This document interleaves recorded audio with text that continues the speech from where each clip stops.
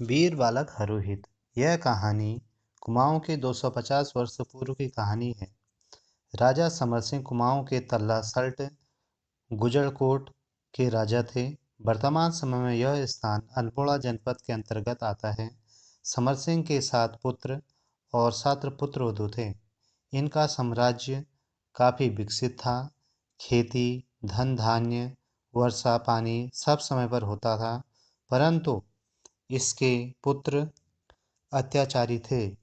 ये साम्राज्य विस्तार करना चाहते थे, इसलिए इन्होंने जनता पर अनेक प्रकार के कर लगाने शुरू कर दिए। सातों पुत्र जनता के साथ अनेक प्रकार से अत्याचार करते थे। ये साधु सन्यासियों को भी परेशान करने लगे। एक ऋषि ने इनको श्राप दिया, हे समर सिंह, तुम और तुम्हारे सातों पुत्र मर जाएंगे और तेरे सातों पुत्रवधू बांझ हो जाएंगे तथा तेरे खेत बंजर हो जाएंगे। इस समय हरोहित अपने माँ के गर्भ में था। समर सिंह के मरते ही गांव वालों ने लगान देना बंद कर दिया और कुछ ही समय में इनका पूरा राज्य और राजमहल वीरान हो गया। 4 पट्टियों के राजा होने के बावजूद भी लगान आना बंद हो गया। हरोहित की माता और सातों भाभियों का जीवन कष्ट में बीतने लगा। हरोहित एक बार बालकों के साथ खेल खेल रहा था, तो उससे पता चला कि वह राजकुमार है। उसने अपनी माता से पूछा और उसकी माता ने उसे बताया कि वह वर्तमान समय में 4 पट्टियों का राजा है और एक श्राप के कारण उसके पिता और सातों भाइयों की मृत्यु हो गई। यह सुनकर हरोहित को बड़ा गुस्सा आया। उसने अपनी तलवार उठाई और घोड़े में सवार होकर गांव वालों को ललकारने लगा और उसने कहा कि हे गांव वालों, तुमने 14 साल से हमारे खेत बंजर पड़े हैं और तुमने लगान भी नहीं दिया है। वह सारा लगान जमा करो और खेतों को आबाद करो। उसकी यह आवाज़ सुनकर गांव में खलबली मच गई और सभी ने तुरंत लगान जमा कर दिया। हरोहित के खेत फिर से लहलाने लगे।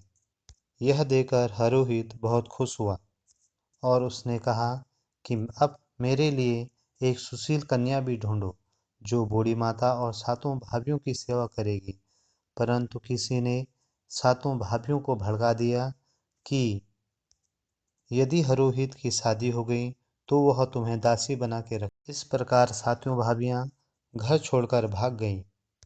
रास्ते में उन्हें भैंस चराने वाले 2 भाई मिले, जिनका नाम धामू और हामू था। उन्होंने कहा, हमारे पास बहुत सारी भैंसें हैं, तुम हमारी रानियां बन के रहो। वे सातों हामू और धामू के यहाँ रहने लगी। जब हरोहित को यह बात पता चली तो उसकी हामू और धामू से लड़ाई हुई, परंतु हरोहित मारा गया। उन्होंने हरोहित को गोबर के ढेर में दफना दिया। रात को हरोहित अपने माँ के स्वप्न में गया और सारी घटना का वर्णन किया। उसकी माँ एक सती महिला थी। उसने अपने सतीत्व के बल पर अपने पुत्र को दूध पिलाया और जिससे वह पुनर्जीवित हो गया। जीवित होते ही उसने हामू और धामू को फिर से युद्ध के लिए ललकारा और दोनों को मारकर अपने भाइयों को वापस अपने घर लाया और अपनी भाभियों को समझाया कि मैं शादी तो करूंगा, परंतु मेरी बीवी आपकी सेवा करेगी, आप चिंता ना करें। परंतु उसकी भाभियों के समझ में ये बात नहीं आई। उन्होंने फिर से चाल चली। उन्होंने कहा, यदि हम किसी को अपनी देवरानी बनाएंगे तो वह भोट के राजा कालू सौ की लड़की मालू रौतेली को, क्योंकि इसकी भाभियां जानते थे कि यदि ये भोट देश गया तो यह वापस नहीं आ पाएगा। हरोहित ने अपने भाइयों से वादा किया कि वह अवश्य ही मालू रौतेली को अपनी पत्नी बनाएगा और भोट राजा को शादी के लिए मनाएगा, और वह भोट चला गया। मालू रौतेली एक मंदिर में माता की पूजा कर रही थी और अपने लिए सुयोग्य वर की कामना कर रही थी। जैसे उसने अपने आँख खोले तो उसने हरुहित को अपने सामने पाया। हरुहित ने उससे कहा कि मैं हरुहित गुजरकोट सल्टा का राजा हूँ। मैं यहाँ मालू के साथ शादी करने को आया हूँ। मालू ने कहा, मैं ही मालू हूँ, परंतु तुम यहाँ से चले जाओ क्योंकि ये देश जादू से भरा हुआ है, और या फिर चलो अभी मैं तुम्हारे साथ तुम्हारे देश चलने को तैयार हूँ। परंतु हरुहित ने कहा कि मैं तुम्हें तुम्हारे पिताजी के अनुमति के बिना नहीं ले जा सकता। चलो तुम्हारे घर चलें। मालू भी जादू जानती थी। उसने हरुहित को मक्खी और उसके घोड़े का भौरा बनाया और अपने घर ले आई। घर में आकर उसने हरुहित को पुनः इंसान बनाया और कहा कि मैं बाजार जा रही हूँ, आप इधर दक्षिण दिशा की ओर मत जाना। परंतु भूलवश हरुहित दक्षिण दिशा की ओर चला गया और उसको वहां गंगला संगला और उसकी 7 बहनों ने देख लिया और उसकी बहनों ने उसके साथ शादी का प्रस्ताव रखा। परंतु उसने शादी के लिए मना कर दिया और उन्हें बताया कि वह केवल मालू रौतेली से ही शादी करेगी। इस कारण हरुहित पर उन्होंने विष जादू का प्रभाव डाला और उसे बगीचे में फेंक दिया। जब मालू वापस आई तो उसने हरुहित को वहां नहीं पाकर वह बहुत चिंतित हुई और उसे बगीचे में मरा हुआ पाया। अपने जादू के बल पर उसने हरुहित को के शरीर से संपूर्ण विष निकाल दिया और वह पुनः जीवित हो गया। परंतु ठीक इसी समय मालू के पिता कालू शोक को पता चल गया कि इसका मेरे पुत्री के साथ प्रेम प्रसंग है। वो अपनी सेना लेकर हरुहित को मारने के लिए दौड़ा, परंतु हरुहित ने उसे और उसकी सेना को हरा दिया और कालू शौक को अपने तलवार से काट दिया और मालू रौतेली को अपने घर वापस ले आया।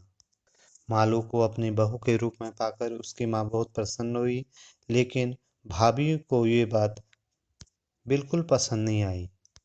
इसी समय हरुहित व्यापार के सिलसिले में भाबर को चला गया।